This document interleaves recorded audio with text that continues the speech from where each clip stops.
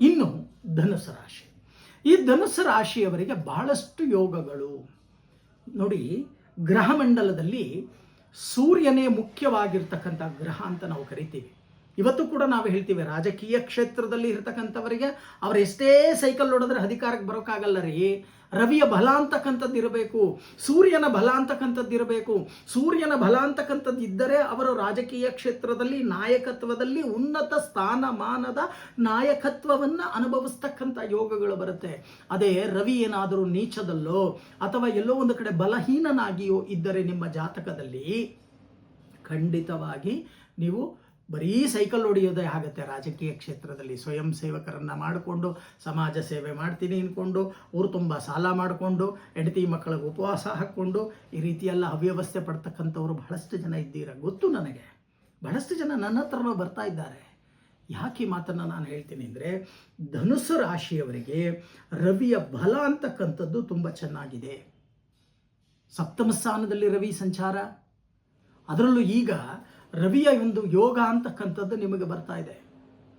ಜಯಸ್ಥಾನದಲ್ಲಿ ರವಿ ನಿಮ್ಮ ಜೀವನದಲ್ಲಿ ಇಷ್ಟು ದಿನಗಳ ಕನಸು ನನಸಾಗ್ತಕ್ಕಂಥ ಸಾಧ್ಯತೆಗಳು, ನಿಮ್ಮ ಜೀವನದಲ್ಲಿ ಎಷ್ಟೋ ವರ್ಷಗಳಿಂದ ಆಸೆ ಆಕಾಂಕ್ಷೆಗಳನ್ನು ಇಟ್ಕೊಂಡಿದ್ದೀರಿ, ಅಂಥ ಆಸೆ ಆಕಾಂಕ್ಷೆಗಳು ನೆರವೇರ್ತಕ್ಕಂಥದ್ದು. ಒಳ್ಳೆಯ ಹಣ ಕೈ ಸೇರುತ್ತೆ, ಒಳ್ಳೆಯದಕ್ಕೆ ಉಪಯೋಗಿಸಿ. ದುರ್ಬುದ್ಧಿಯೂ ಕೂಡ ನಿಮ್ಮ ಶರೀರದಲ್ಲಿ ಉತ್ಪತ್ತಿಯಾಗತ್ತೆ. ಜಾಗ್ರತೆಯನ್ನು ವಹಿಸಿ. ಮನಸ್ಸಿನ ಕೈಯಲ್ಲಿ ಬುದ್ಧಿಯನ್ನು ಕೊಡಬೇಡಿ. ಆ ಬುದ್ಧಿ ಹೇಳಿದಾಗ ನೀವು ನಡಿಬೇಡಿ.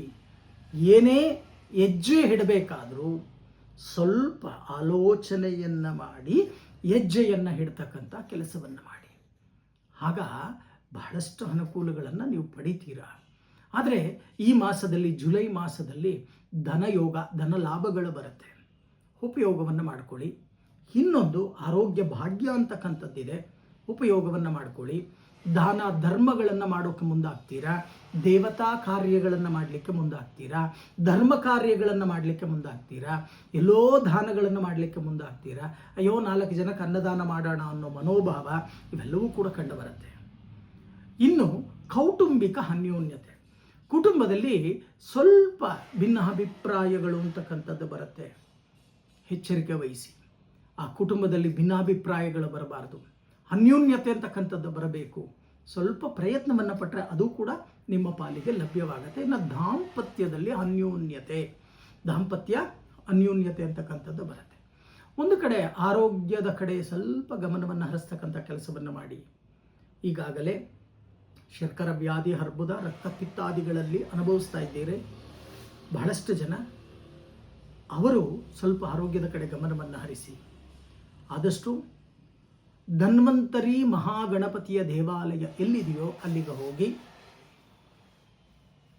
ಪತ್ರಗಳನ್ನು, ಮುರುಗ, ಜಾಜಿ, ಬಿಲ್ಲುಪತ್ರೆ, ತುಳಸಿ ಪತ್ರೆ, ಹೀಗೆ ಒಂದು 5 ಬಗೆಯ ಪತ್ರಗಳನ್ನು ಆ ಧನ್ವಂತರಿ ಮಹಾಗಣಪತಿ ಎಲ್ಲಿರ್ತಾರೋ ಅಲ್ಲಿ ಹೋಗಿ ಅರ್ಚನೆಯನ್ನು ಮಾಡಿಸ್ತಕ್ಕಂಥ ಕೆಲಸವನ್ನು ಮಾಡಿ. ಸ್ವಲ್ಪ ಆರೋಗ್ಯದ ಕಡೆ ಗಮನವನ್ನು ಹರಿಸಿ. ಹೆಚ್ಚಾಗಿ ದೂರ ಪ್ರಯಾಣ ಮಾಡ್ತಕ್ಕಂಥ ಸಾಧ್ಯತೆ, ಒಂದು ಕಡೆ ಕೂರಲ್ಲ.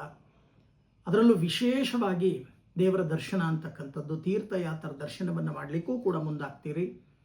ಹೊರದೇಶದಲ್ಲೂ ಓಡಾಡಲಿಕ್ಕೆ ಇಷ್ಟಪಡ್ತೀರಿ. ಟೂರ್ ಮಾಡ್ತಕ್ಕಂಥ ಸಾಧ್ಯತೆಗಳು ಇವೆಲ್ಲವೂ ಕೂಡ ಕಂಡು ಬರುತ್ತೆ. ಜೊತೆಗೆ ಇನ್ನೊಂದು ವಿಚಾರವನ್ನು ನಾನು ನಿಮಗೆ ಹೇಳ್ತೇನೆ. ನೀವು ಯಾರನ್ನು ನಂಬಿದ್ದೀರೋ, ಯಾರು ನಿಮ್ಮ ಸ್ನೇಹಿತರಿದ್ದೀರೋ ಅಥವಾ ಯಾರು ನಿಮ್ಮ ಸಂಬಂಧಿಕರಿದ್ದಾರೋ, ಸ್ವಲ್ಪ ಒಂದು ಕಣ್ಣು ಎಚ್ಚರಿಕೆ ವಹಿಸ್ತಕ್ಕಂಥ ಕೆಲಸವನ್ನು ಮಾಡಿ.